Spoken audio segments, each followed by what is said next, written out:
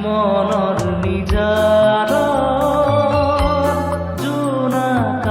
জোনাকাছিলে তোমাৰ মৰমৰ সুবাসনিলৈ হঠাতে শুকালে পোহৰৰ ফুলনি নীলিমাৰ মাজতো